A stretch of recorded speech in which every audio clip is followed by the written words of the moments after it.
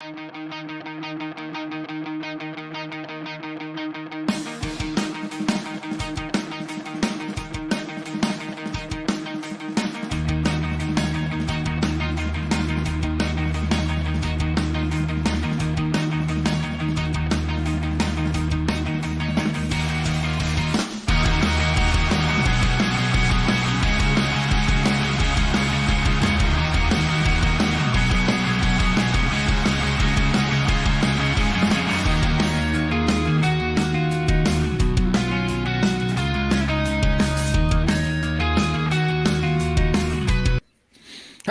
and welcome to this last of 2023 Monkey Nut Punch podcast. Because I'm away, I'm going to have a lot of fun. So we decided we'd do one on Saturday. Just to confuse you, keep you on your toes. Oh yeah, keep you on your toes. Well, if anyone joins in, it'll be good. If anyone doesn't, they can catch up on the VODs. So yeah. So as always, I was going to say as always in these podcasting journeys, I've got Nigel, but it's not. It's Keith. Hang on a second. I've been here for a long time. I should be now with you. Yes, I have been here through thick and thin, through bad weather, through thick, through very thick.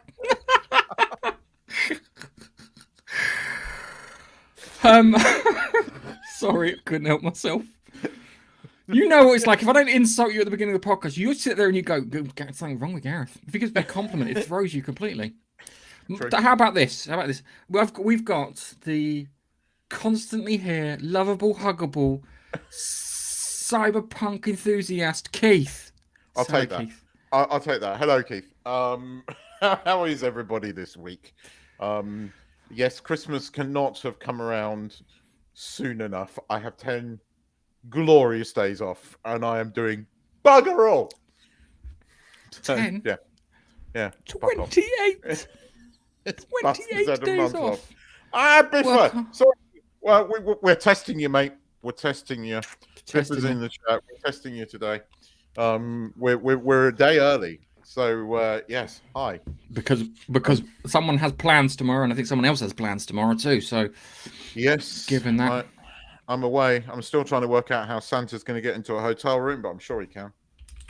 But yes, I am away. I am away for Christmas dinner. I can't be asked to get a taxi an hour and a half home, so I'm getting it 10 minutes home. So we're going to stay in a hotel for 2 days. That's the plan, Stan. Anyway, it's been a good week. It has. Yeah, actually, no, it has been. It hasn't been. Television-wise, it has been a good week. Oh, television-wise. Oh, yeah, okay, television-wise, it's been a good week. I haven't seen anything that I've really disliked. I'm even watching Rebel Moon, and it's not as bad as the critics say. I mean, it's not great, but it's not as bad as the critics say. I watched, I think, up to the scene in the barn, and I fell asleep because I didn't find it very interesting. I've got through it. I kind of see where it could have been a Star Wars story. I get it, right? And actually, as a Star Wars story, it could have been probably one of the better Disney films. I can kind of see where it's coming in, like this motley gang go and recruit somebody to come and defend a moon against the Empire. I like the idea of that. It could have been something original. But I got your show notification on Twitch. Nice one, mate. Nice. So yeah, Twitch notifications work. I know that. Yeah, I've watched it. I'm watching it now. I've got about half an hour to go. It's something to watch. It's not egregious. I'll try again. I watched it, and I watched. Does everything turn into slow motion every time they have a fight? Of course it does. It's like Snyder. It's like fucking Snyder. He gets a hard on for that kind of shit. I would have sped it up. Because it would look really brutal. Could you imagine that fight that she has in the barn, the one that I fell asleep after? Yeah, if that would have happened in the space of like 5 to 6 seconds, she would have looked like fucking deadly because of just the speed alone. But no, no, you're fucking joking me, aren't you? I don't look. I haven't. There is a little bit of surprise whamming, but it kind of makes sense because she was trained from a young child to become a killer. You see that, so there is a bit more surprise whamming in it. you know, compared to all the other shit I've seen recently, I've probably become numb to it. Um, I find it interesting because I'm seeing where it could have fit. I can see how it's a Star Wars story, right? I can see where that's coming from. The Anthony Hopkins sort of android is kind of interesting. Korean bird turns up and fights a big fuck off spider. You know the Korean bird from Sense8. Yeah. She turns up and fights a spider, which is kind of cool. But no, look, it's not. Look, if you fell asleep in it, you're probably going to carry on sleeping through it. I haven't found it that bad. I haven't found. Oh, I'm on the edge of my seat. I'm more going. Had they put this in a Star Wars, had they put this story as a Star Wars story, not given it to Zack Snyder, obviously, and you know, given maybe the people that made bloody, you know, the people behind Andor to make it, it could have been an interesting Star Wars story. But it's not as bad as some of the critics. I mean, some of the critics have been that brutal, and I'm going, it's not that bad. I mean, it's kind of woke. I don't know. As I said, I fell asleep. No, I get it. So, yeah. Anyway, let's talk about something a bit more exciting. Let's talk about Slow Horses, because Slow Horses was. Did you? The thing that made me laugh out loud, and I thought was just a genius line, was when Lamb is on the phone, and they're like, you know, Lamb couldn't come to save Riven. That he goes, I tell you what, give Scratch and Sniff a call. That's a fucking genius line. It is, because you've got Scratch because he likes gambling scratch cards, and Sniff because she's got a fucking nose full of booger sugar. Scratch and Sniff. I love that. That had me in tears. And it didn't go the way we thought it was going to go. Because I actually thought the dogs were going to be kind, and he's a dead man. Way round. He's a dead man. It's the other way round. Chieftain are the nice guys. We got it the wrong way round. So I don't, because I mean, obviously it ends on a big old cliffhanger. But I think I know where. Look, obviously they're going to get out of this, right? How they get out of it? I mean, what's his face is going to save Lamb. That's clearly obvious. What's his face? What's his name? I've forgotten his name. Ho is going to save Lamb. Ho and his fucking super impressor. Fucking love it. Oh my god! It's just when he turned the engine off and it made the snicky claw noises, Wolverine claw noises. I'm just like, oh my god. But he was surprisingly, he was listening to Iron Maiden. Yes. In the car, which I didn't. You look at the character, you wouldn't think he's like. You think it's like EDM or something along those kind of as a character, because he's that kind of computer nerd. You wouldn't expect him to listen to Iron Maiden, but he was listening to Iron Maiden. Have you seen any interviews with that actor? He's very different, isn't he? Oh, he's so posh. Yeah. He's incredibly posh. It's so weird because he's so like he does such a good. He's a good actor. Full stop. That's why it works. But I think Ho's going to save Lamb. Right, I think the guys in there are just going to get you know, they're just not going to carry on with it, or something's going to happen. Standish is going to kill one of them. I think, yeah, but Lamb's going to tell Standish. Lamb's, because she made this line about we don't kill our own, and Lamb's going to tell her, right? So Lamb's going to tell her this, right? But I think it's going to end on Grandad saying something, and I think the next one is about Grandad losing the plot, because Grandad was the former head of MI5 and knows his shit. No, he wasn't. He wasn't the former head. He was second chair, or whatever it is. I thought he got to first chair. I have no idea, idea. But I might be wrong. But he's gonna. It's the next one. I think there's gonna be a season 4 because there's 8 books, I believe. So. Douglas, Douglas, the poor autistic guy who can't, autistic Asperger's guy who couldn't shut up, and it's fucking Duffy shoots him in the back of that van. Even the chieftain guys, I was expecting to be absolute arseholes, came through and he surrendered, and the chieftain guy's like, well, he surrendered. We don't shoot surrendered people. It's generally, you know, not it's frowned upon. So I took him outside, and the worst thing is the way Duffy was talking to Douglas as he's marching him to the van. Douglas, if he'd kept his gob shut, he would have been fine. But I mean, that Duffy's done for now. Duffy is done for. I mean, she's going. I mean, they're going to get out of this with the file. That much is obvious. But the problem is that by doing this and exposing it, they're going to put themselves even more in the cold because she's going to use them as scapegoats. So she's going to leverage. When you say she, be a bit more specific. Lady Di, whatever Lamb calls her, the second chair is going to. I'm not sure she's going to get the headship yet.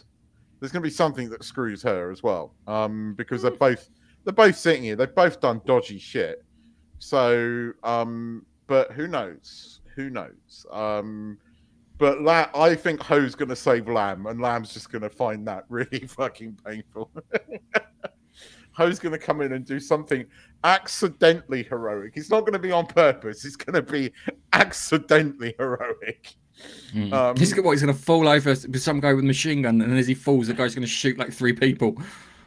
It's gonna be something like that, isn't it? It's gonna be something that is heroic. Yeah. I think Cavendish is going to probably take out some people as well. But I mean, but this is what the young brother got killed as well. But I saw that happening the minute he went. I knew that was going to happen. Everyone saw that happening. So don't do it. Don't do it. Gets it right through the throat. And then the grenade goes off while they're in the library right at the end, and told to just see River, and it's really, really well done. They look. The only other explosion that's better than that is when they killed what's his mission, Spooks, with the car bomb at the beginning. Yes. Oh, dude, my friend was like, kind of. I said to him because it looked like they actually blew him up. That's how realistic it was. Seriously, the way they did it. It must have been like a lot of powder and light and lots of kind of smoke and mirrors for all intents and purposes. But this one's a good one too. It looks like he's taking a grenade to the face, but they've got a load of like cupboards and stuff. I think he's going to be all right, but he's going to fuck up one of those 2 dogs, and I think Lover Girl, not Lover Girl. What you know, the lady, she's going to fuck up the other one. They're going to kill those 2. Those dogs are done for. They're fucked. They are. Right, so okay, so just remembering past conversations, you had Lamb and I can't remember the guy with the bald one with the ears who beat the shit. He was the second round for River. I can't remember who he is, but I think Jackson Lamb's going to get him killed. And as he's lying dead, he goes, "I told you I could take you out with an eyelash," something along those lines. Just to really fucking stick the it could be better if Lamb takes him out. That would be quite good. But I mean, right now, Lamb and Cavendish are a little bit fucked. But it's going to be Ho that comes in. It's going to be Ho that comes in and saves the day. I'm looking forward to that because he's such an obnoxious tosser. He's going to be unbearable. He really is. But it got to that explosion at the end, and then it went black, and I went, I have to wait a bloody week after Christmas. Oh, it was fucking unbearable. That was so annoying. At least I know you're going to be still here, aren't you? Oh, I'll be here. So, I can watch that. Although it works in the US anyway, so you're lucky with that. But it was really annoying when it ended. It left me really wanting. I was like, "Oh, you can't fucking end it there, you bastards! You're gonna make me wait a week, you bastards." But it was good. It was genuinely watchable, genuinely enjoyable. And I watched Monica as well this week, and I like how I knew, because it had fucking Naomi from What's Its Face being a fucking bitch, and I knew where that was going. Did you not watch Naomi from? I forgot. Expanse. Okay. So she's in it as like a dodgy tech thing, but it finishes with linking into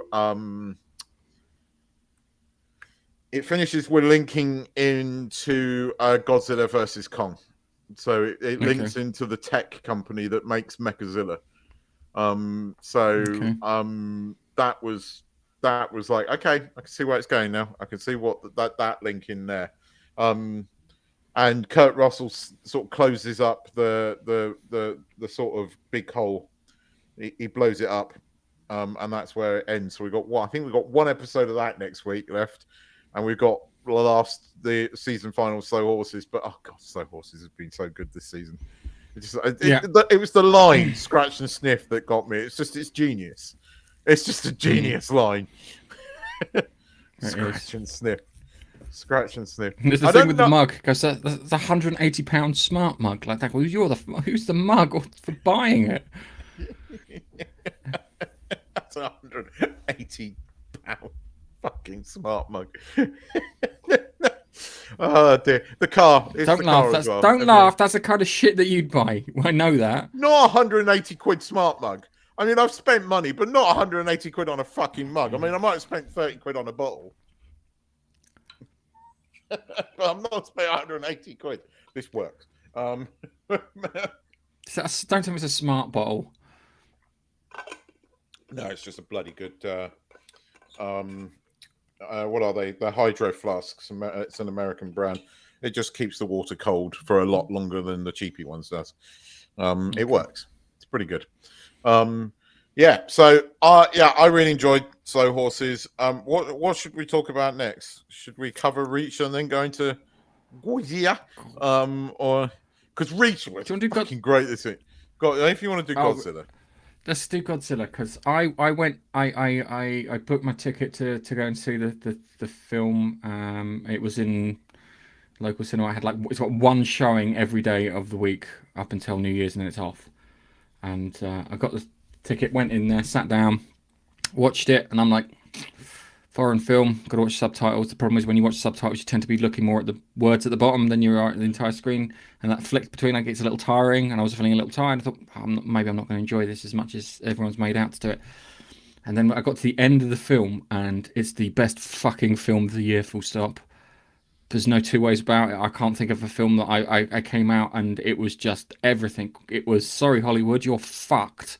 Because you can't make films like that anymore, and that's how you make a film. It's just whoever put the script together, the characters together, everything works.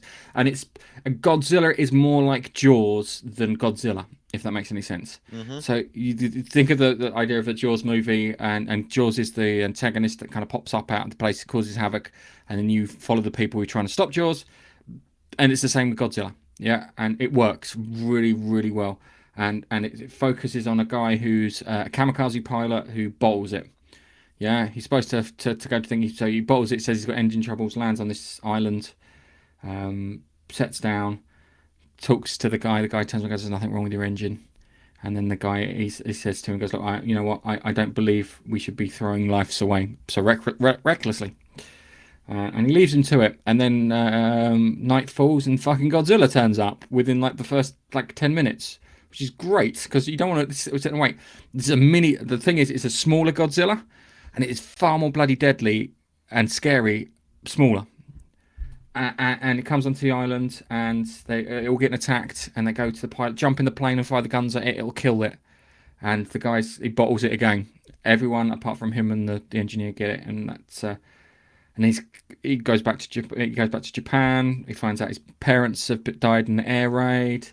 His neighbour who lives next to, all her family apart from her, all her children, her husband, everything, they're all dead. So she's fucking fuming at him. I want to tell you the entire bloody plot. I really want to tell you the entire plot, because it's just, but it is so. There's two bits in it. I know that there's nuclear testing, or this isn't something of the there is a nuclear side. Oh, right. So Godzilla's got atomic breath, but his atomic breath, when it hits something, goes off like a nuclear bomb. So the first time you see this, he hits a Japanese heavy cruiser, and it just fucking obliterates it. You see it hit, and it just goes. Yeah, someone's at my door. It obliterates everything, and you're like, fuck, because in the other one he just toasts them and just roasts them, but this thing, it hits, it builds up, and it hits, and it takes a while for it to build up, and it's great because you see the spines pop out the back, and it charges up, and it makes Godzilla seem fucking deadly.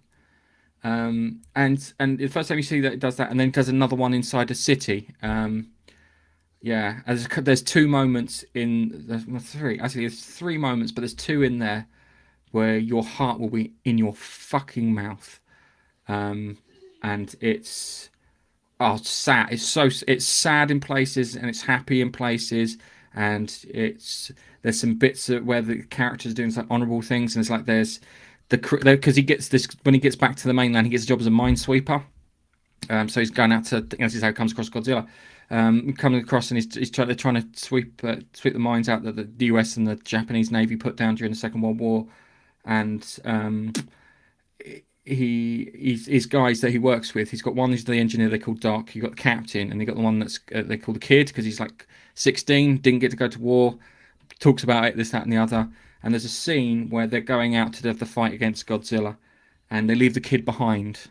Yeah, and both of them turn their back on him and walk away, and he's yelling at them, "Take me with you, take me with you." And you can see both of them desperately not trying to turn around, not trying to say anything. Yeah, and as they're walking, yeah, he's yelling at them, and he turns around and goes. He says to the other one, he goes, "There's no shame in not knowing what war is." Yeah, and it is just and character wise, it's so good character wise. It's like, what happened to that? Mm. The guy who did this clearly loved it. It was sorry, hang on a second. I'll just see. What's this? Gareth's got the blueprint to sink Keithy to the bottom of the ocean. Ah, yes, I know what you're talking about. I know what you're talking about.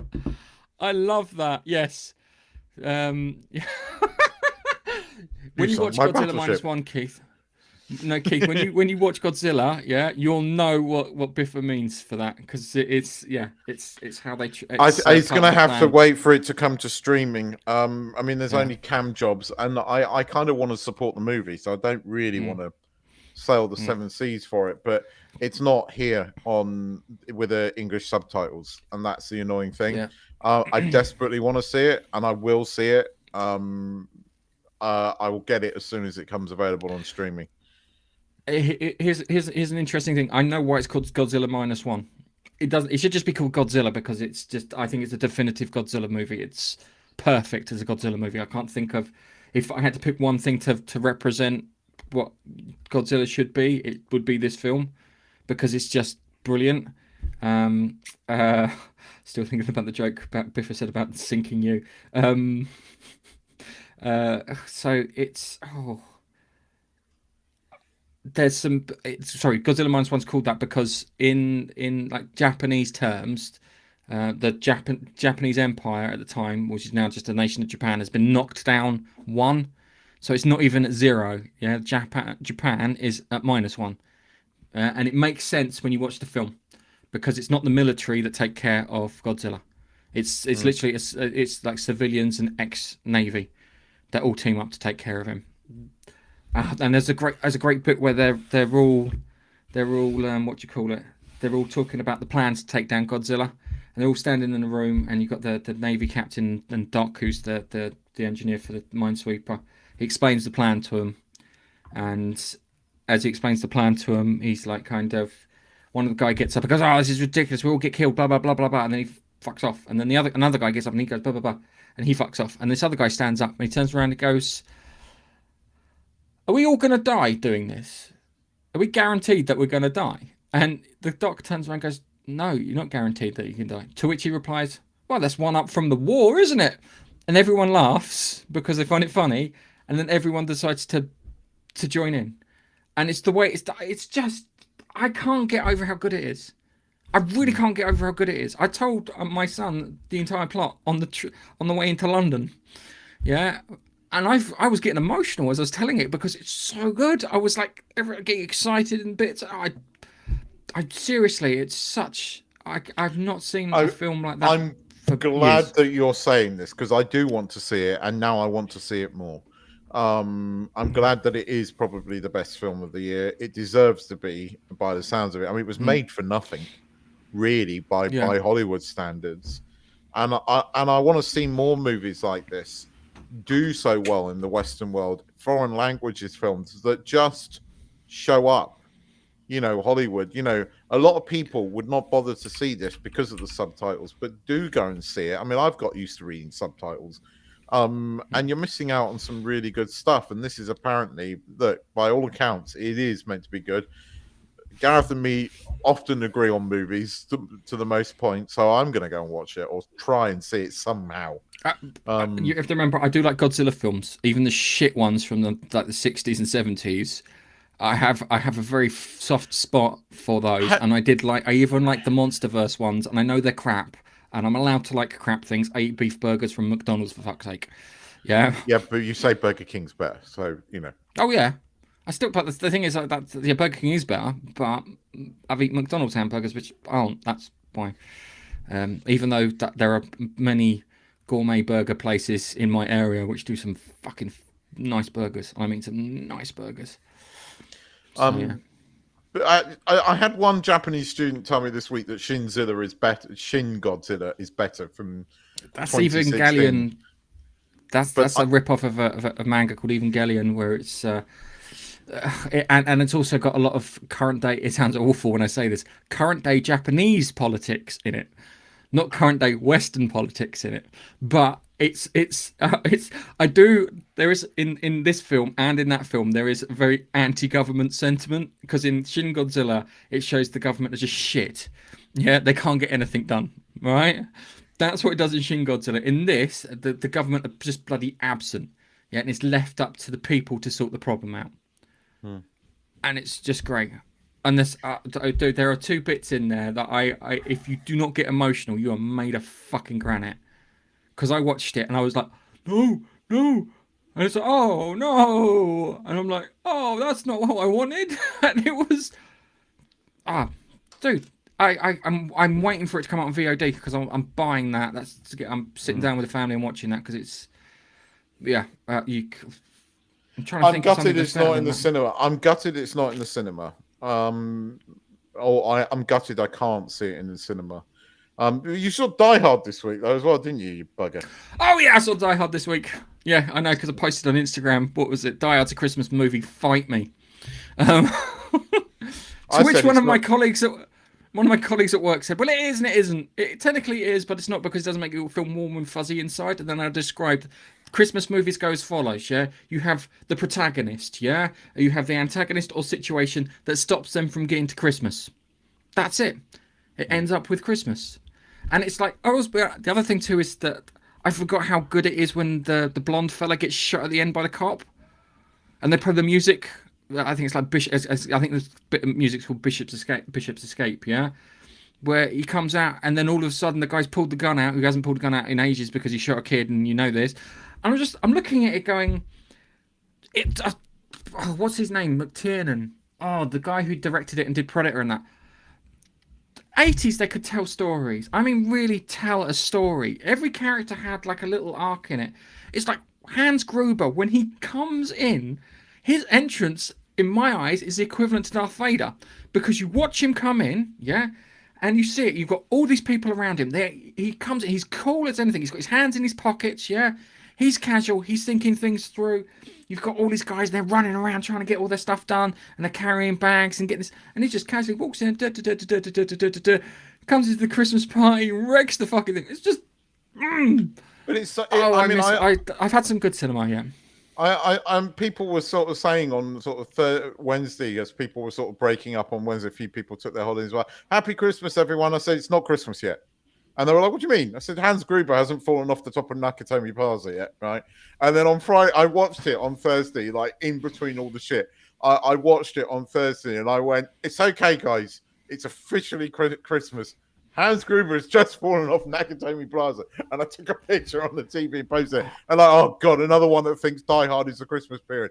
It is a Christmas movie. And if you want your computer working on January the 2nd, you will agree to this. It's a fucking Christmas movie. I think that there's an argument that if Die Hard's a Christmas movie, so is Lethal Weapon 2. Lethal Weapon 2 is a Christmas movie. I'm quite happy to say that. Because if it happens at Christmas... If it's written by bloody Shane Black... It's a Christmas movie. Do you know what another Christmas movie is that I can't find for love nor money, which I really want?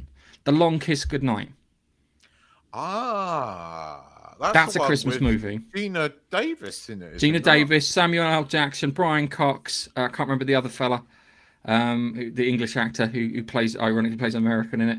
It's got one of my favourite lines in it. It goes next to the Brian Cox has got Samuel L. Jackson pinned up against this wall with a gun to his back, and he's pulled out his notepad and he turns around and goes, "How did you find this place?" He goes, "I got your notepad like that." It goes, "It's next to," and goes, "It's next to this picture of this man's penis." It goes, "It's a duck, not a dick," and the delivery's brilliant. The Holdover. I've not seen that. I've heard about it. I've heard about to see that. This is a Christmas movie, isn't it? This is the one where it's in a school. Am I right? A boarding school or something? I've seen the trailer. Yes. That's not good. On at my cinema. I saw the trailer and then I checked and it wasn't on because it's Iron Claw. There's the other one I want to see is Iron Claw about wrestling. Which is supposed to be really good because it's Oscar bait bloody season. So you got that one, Iron Claw, Holdovers, and there was another one that I wanted to see.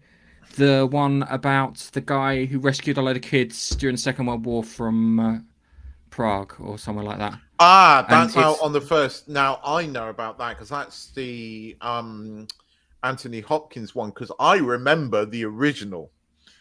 I remember not the original. No, you don't remember the original. No, I remember the original program. Sorry, do you remember program? Okay, when it happened? I remember the original program. So they've got to get it right because even as a young child, that had an effect on me. And you know, when all those people stood up, just fuck. I want to see that movie. I definitely want to see that movie. Because that's a lovely story about I can't remember his bloody name now. Nicholas Winton, that was his name. Yeah. Nicholas Winton, who rescued a load of kids and stuff, and he kept quiet about the whole thing too. Never told anyone. Told anyone. And then one day someone finds out, and then it's like, well, no, this guy needs to be acknowledged for helping all these people. And my dad remembers. I can't remember seeing the That's Life because it was That's Life with Esther Rantzen, and you've got I can't remember what's so much playing Esther Rantzen. Ironically, she died recently. Esther Rantzen. No, she hasn't done. She hasn't died. She's what the fuck? I'm sure I saw something. I'll check me. No, you saw something about her having. She's getting surgery, but she's got stage 4 lung cancer, I think. But no, she's still. Or she was until 2 days ago because I saw a story 2 days ago. Okay. But I remember it. And it was a couple of people stood up, right, and then the entire fucking audience stands up, and it's just like. And you can't. I think the film will show it, and hopefully it will be emotional. But you can't beat just watching that. It's one of YouTube's most watched videos. It's worth watching. Yeah, you should. Yeah, I watched the video, but as I said before, I can't remember seeing it when I was a kid. My dad, because I remember when Schindler's List came out. And my dad told me the story then of Nicholas Winton. Yeah, because there was Nicholas Winton and there was another guy too, an ambassador who actually ironically saved more people than both Nicholas and what's his mush combined. But yeah, it's just a lot. It looks like it's going to be a real kind of heartwarming, nice story. It's going to be heartwarming with a bit of killer story because one of the trains didn't get out. And there was over 600 kids on that. 2 people survived the war, which is going to be a bit emotional to deal with, but you'll get over that in a nice way because of all the kids that he did save. Whether the film depicts that or not, I don't know, but that's part of the reason he remained quiet.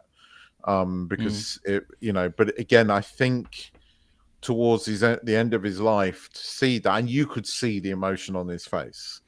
And just the awe, and yeah, I'm looking forward to that film. I have to admit, and perfect person to play him as well. Yeah. So I've got 3 good films to look forward to. So I'll have to see. I'm going to find out what the hell is going on with my cinema and the Holdovers because that one's not listed. I've Nor is heard. Ironclaw actually saying that. I heard of that, and I will try and catch that at some point. I'm downloading a few Christmas movies to watch tomorrow evening in the hotel because that's it. Once I get there, it's like you want to go somewhere, you can drive. I'm done for the next few days. But Oh, definitely. what was I going to say? I want to talk about Reacher because I fucking loved this fucking fight scene at the end of this Oh, episode, dude. The fight scene, right? The trouble is, right? I've seen kind of similar things before, but you never believe it with like Arnold Schwarzenegger. But you believe it with this dude. That fucking biker dude is coming out and wrapping around the chain, right? And he's on his bike coming along with the train. Reacher just grabs it, right? Fucking pulls the guy and lobs him. And it's like, yeah, okay, I buy that. I do buy that. right. So I don't want to. I just want to point out to the fucking level of stupidity because I look at a guy like Reacher and I turn around and go, no, I'm using the gun. I'm using the gun. I want to. No, I'm going to use the rifle. I'm going to stand 100 meters away so I can fucking guarantee that you can't get me. Because you look at that fella and it's like fucking Achilles in Paris, in the story of Troy. He's a big fucker. But I liked the links back to the first series. When we got the interrogation. Put a massive fucking smile on my face. Yeah, that put a huge smile on my face when I saw him turn up. It was like, when you sit there and talk about fan service and stuff. That's how you do actual fan service. Yeah, this is someone that you liked.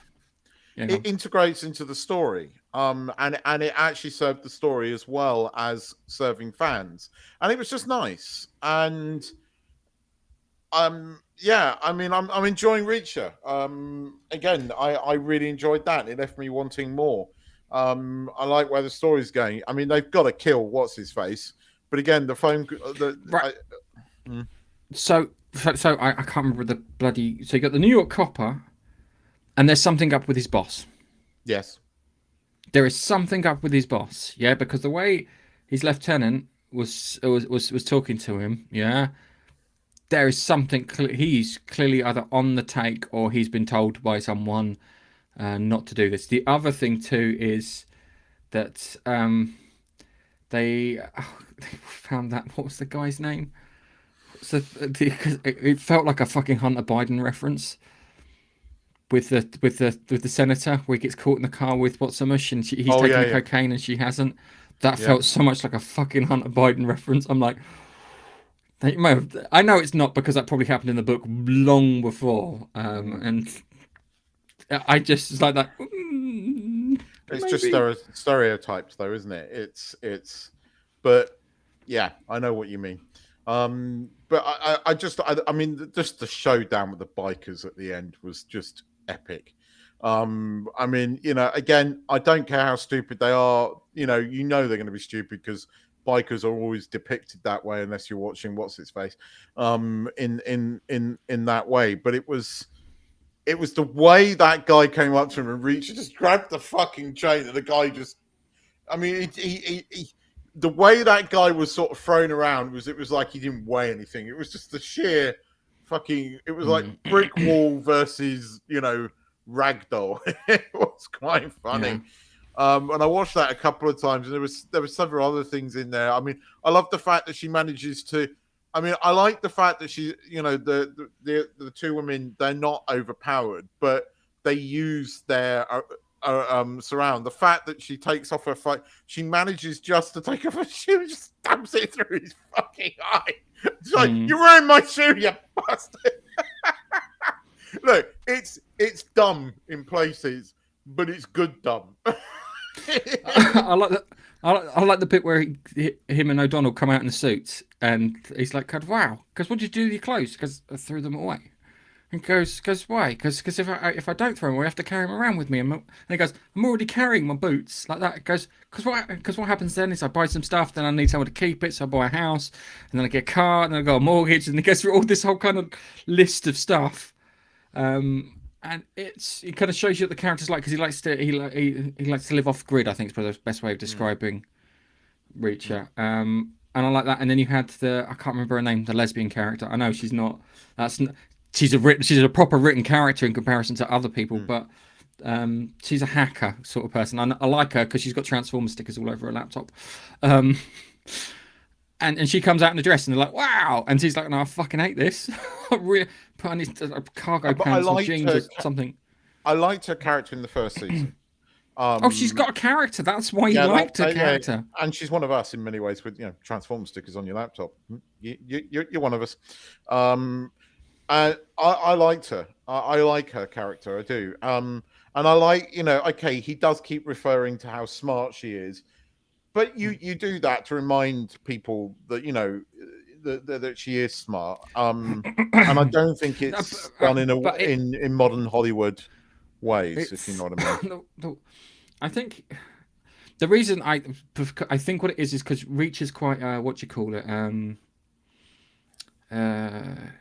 analog sort of person. Yeah, so he's not a big computer person. He doesn't like computers. And most people who deal with people who are good with computers tend to describe the other person as smart because you're doing something that I can't do or can't be bothered to do. So I think that may be more of that. It feels genuine. It's written like a character. Yeah, no, there is that. I mean, some of the action is. When I say it's dumb, it's kind of like cliche a bit, but I like it. I genuinely like it. I thought the showdown at the end was my favorite bit. I kind of replayed the bike bit several times because I was like, oh yeah.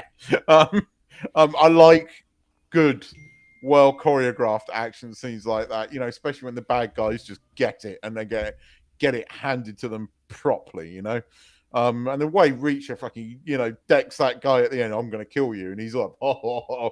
Yeah, no, he's gonna kill you. He's gonna fuck you up. Yes. And he does. And he does. The question is they've got their friend.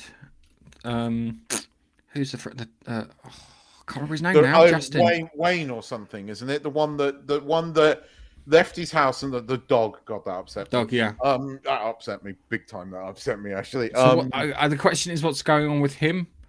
Well, I think he's dead. Either he's dead. I think Reacher's right that Reacher seems to say, "Oh, you wouldn't do that to his dog." Somebody said, "Yeah, but if he was in a hurry," I don't think he's a bad guy. Don't think he's dead, but I don't think he's a bad guy. But I think Reacher is going to throw that dude out the helicopter. That's got to happen. I think he's going to throw him into. I think he's going to throw him into the helicopter, as in the blades. Yeah, no, that could work too. That could work too. I didn't quite get to throw him in there, but hey. The terror of falling. That's I don't know. I kind of he needs to die, and he needs to die in a graphic way. And it needs to be at Reacher's hands. Or all of them. Like maybe they all sort of just push him out. You don't fuck with the special investigators. See, the other thing too is this. I think there's someone above. What's his name? I think there's a person above the security person, the T1000. I can't remember his sodding name. But I know who you mean. I think there is somebody. I was going to say Neil Patrick Harris. It is. It's not Neil Patrick. Isn't it Neil Patrick? Isn't it something Patrick? Something Patrick. Yes, it is. It's something Patrick. Google it. Well, I'm we haven't got bloody Nigel here. We always used to get Nigel on it, didn't we? But it was. I think I might need to go through the. I'm going to go through the Slow Horses books first, and I might go to the Lee Charles ones because they're longer. Robert Patrick. Robert Patrick. There. I knew it was Patrick, because he was also in the X-Files, wasn't he? So yeah, there you go. Robert Patrick. I mean, he needs to die. And it needs to be brutal, and it needs to be at the hands of those guys. Maybe together. Maybe they all just push him out the helicopter. Don't fuck with the special investigators, which is fine. It will be cliche, but it will be fine.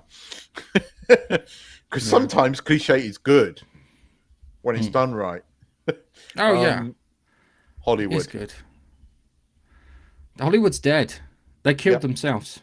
They hit strike at the wrong time. They backed streaming where money's not, I'm afraid to say. So the one that if you told me how to do streaming, it would be the following. Yeah, you pay for a streaming service, and the streaming service is literally the back catalogue. Yeah. The new Mm. stuff goes on. You can literally open up your streaming service. You can watch the channels live with the adverts on. Boom. Yeah. You can have the free version with adverts on. Boom. Yeah. Easy. Mm. Yeah. Mm. But no, they couldn't fucking do that, could they? So it's going to be left to Amazon and bloody Netflix and Apple at the same time too, because their business model isn't dependent on these things. Well, So yeah, they fucked themselves royally. What's it? You got Paramount and who's the other? Warner Brothers. oh, so earlier on, this week it was announced that Paramount and Warner Brothers, or the parent company, Warner Brothers, whatever they're called, are in talks to merge. So that's going to be interesting. What's going to happen to Star Trek? The rumor is that Thingy started filming season 3 of Strange New Worlds, which I am actually quite surprised at. But you know, Hollywood does like to fail up. And statistically, more people watch Strange New Worlds than they did But Discovery. there is another series of Discovery. Never What seen was the the last can. So one? it was filmed 2 years ago, or nearly. Okay. They've just held it because Picard season 3 did so well, and they knew that Discovery wouldn't. That's coming out like in February, I think. But you know, the only way Paramount is going to get me is if you announce a Terry Matalis led Star Trek series in the 24th century, you know, or at the end, you know, in that era, continuation, bringing new characters and old characters back in various different roles. That's the only way you're going to hook me back into Star Trek, and the same goes for Star Wars. In fact, I don't think you can get me back into Star Wars. I'll watch Andor season 2 because I want to see where that finishes off. Well, I know where it finishes off, but I want to see the story through. But that's the only thing I'm intending to watch. Disney are fucked. Enjoy your trip. Because they're fucked. The missus that she wants to do the run. She's the one doing the run around Disney. I'm going to enjoy being at Universal. Harry Potter World's fantastic. It's so cool. I know. Right, I'll see if I can video call you when I'm there, so you can see what it looks like, because it's fucking brilliant. I'm jealous that you're doing that. That would be the thing I would look forward to. I'd like to go and see Galaxy's Edge and get up close to the Falcon just for nostalgia's sake. You know, I'd like to do that, but only for nostalgia. I am kind of done with Star Wars. I am kind of done. I'm done with most things. I will watch the Christmas special of Doctor Who. I'm not expecting anything, but I will watch it just to see. I'm going to watch the final of the season, and that's it. I'm just going to go ignore everything, go straight to the final when it happens, and just watch that. Because I watched that clip, and I was like, "This is going to be shit." You broadcasted, "This is going to be shit." So I want to see how bad. I want to see how bad it is, because there's going to come a point where people are going to start turning on the BBC. I mean, the wokies have started turning on Russell T Davies already, calling him a massive racist for not shooting that Gatwa at all for the 60th, until right at the end. And it's not like that Shooty really saves the day. It's Tennant's doctor, so he must be racist. You got people going, he's only woke for gay people, and that silly disabled girl. Do me a favour. It ended with a game of catch, didn't it? Yes. Fuck me. Well, I mean, it's on a par with Power of Three. All right, so let's have a look here. All right, so the 50th, Moffat's 50th. Yeah, don't fucking diss Moffat now. All right, ends with them saving Gallifrey. It disappears off, and the Daleks get destroyed. It actually ended with Tom Baker, which nobody saw coming, and Tom Baker revealing that Gallifrey. Yeah, I know, but the story part, the bit that was the big bit, yeah, resolved itself with that. Yeah, Mm-hmm. not with a fucking game of catch. No. But none of the, we've already said that not a single one of these episodes celebrated Doctor Who. It celebrated Russell T Davies. It was his ego on the screen. It was all his greatest moments. All the Easter eggs are in there are from episodes that he wrote through his era. You know, he was responsible for Amy Pond. That's why she's featured. He wrote Amy Pond. Amy Pond was originally going to be in season 4. It's only when Catherine Tate went, I want to come back, they went, yes. Greatest decision ever, Catherine. The Amy Pond was then delayed and Moffat took on the Amy Pond character, but she was developed by Russell T Davies. So she gets a big mention. Clara got a mention, obviously. And Bill had to have a mention because the BBC, needed that in there. But there was no celebration of what had come before. There was no real look at all the previous Doctors. Not even if you just featured clips of them or somehow integrated them into a story. There was no celebration of that. This was not a 60th celebration. It was a celebration of Russell T Davies's ego and these fuckers baiting people to cause a debate about Isaac Newton and various other things. Baiting people to have a go about the trans thing, which was so shoehorned and bad. I don't need to have a go. It was terrible. What was there to have a go about? It was bad. It was crap. What's the point? It was clunky. It's not even worthy of Russell T Davies 10 years ago for his writing skills. He's lost it. Yeah, he lost it. I don't know what he's thinking, or he's kind of, instead of doing the sense. So when he took over Doctor Who, he did like 2 spin-offs. Yeah, he did Torchwood and Sarah Jane Adventures, which is fine. Mm-hmm. He did those things. The problem is when I saw him do that, I always felt he was stretching himself a bit too thin. Mm-hmm.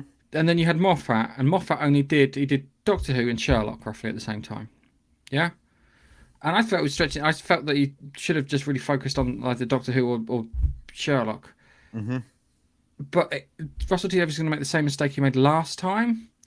And it's shit already. I just... Can we go back to talking about Godzilla -1? It's fucking much better. But it proves it. And this is the thing. Look, we've got some reasonable stuff coming up. I think there is still some good stuff that's potentially going to come out. There's the third sort of Band of Brothers thing, which is airing on Apple TV, about the Air Force. I'm looking forward to that. That looks kind of good. I am looking forward to that. This one's on Apple TV, but it's the same people. It's Tom Hanks and all the people that did Band of Brothers and all the others. Looking forward to that. Trailer looks all right, and I like Second World War fucking aircrafty Air Force shit. So I'm looking forward to that. I did actually really enjoy the Tom Hanks Second World War movie where he's a commander up against a submarine. That's a fucking good movie. And if you haven't seen that, you should watch that on Apple TV because it's genuinely very good. So yeah, that's good. So I'm looking forward to that. That's coming up in January. There's a few other things coming up in January. I will watch the Christmas special because I will. I will probably think it's shit. Do you know what? The Christmas special I'm going to watch, which I'm going to really enjoy? Death in Paradise. Oh yeah, and we've got Beyond Paradise as well. No, you got a double whammy. Is it a Beyond Paradise Christmas special? You have a Beyond Paradise Christmas special as well, dude. Yes, you do. I will be watching that because I enjoyed Beyond Paradise. It was genuinely good, and we have a Beyond Paradise Christmas special as well. Do you know what's really annoying for me? At the cinema over New Year's, they've got Star Wars: New Hope, Empire Strikes Back, and Return of the Jedi.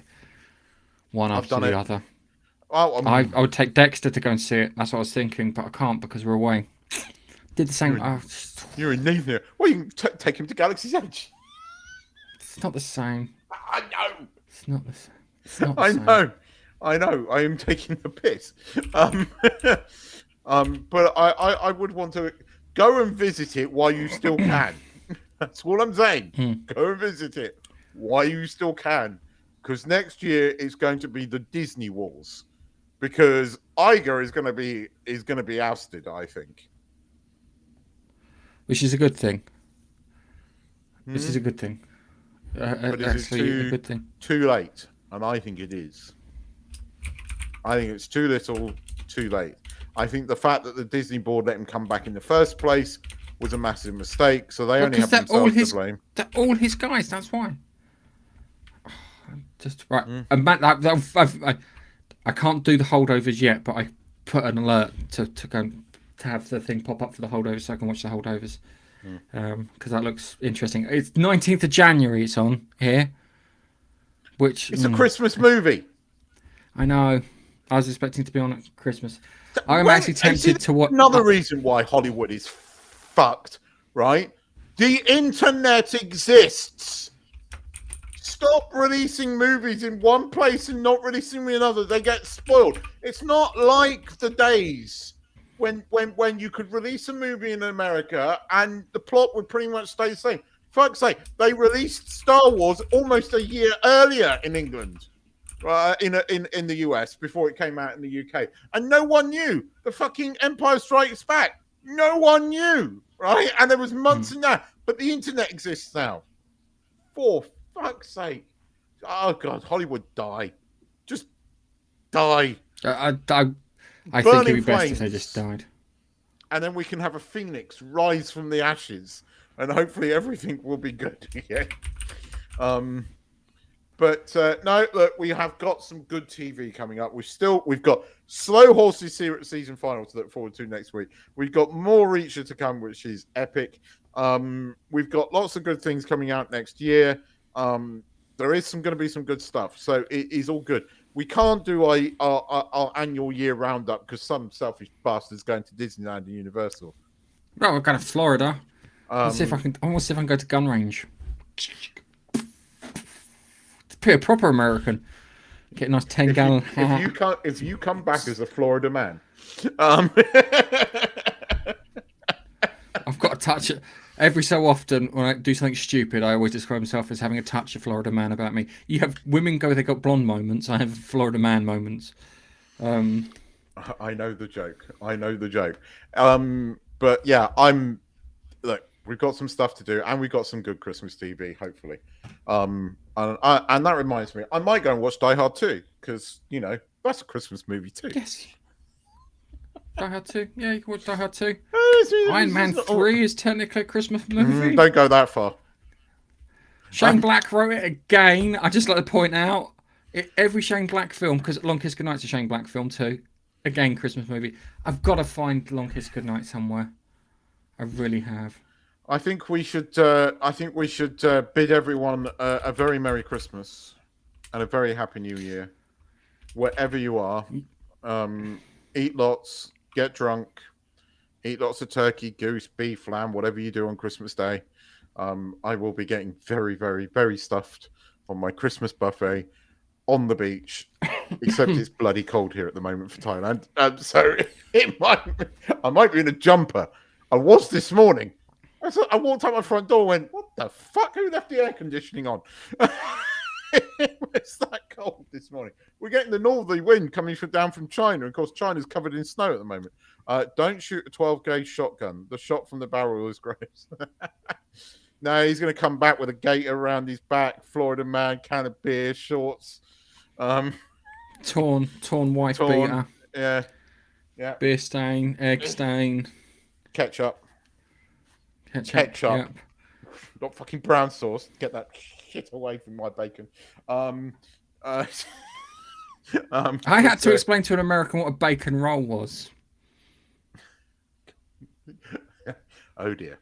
It's a British tradition. That is what it is. And it's the best thing in the world. It's a staple. Yeah.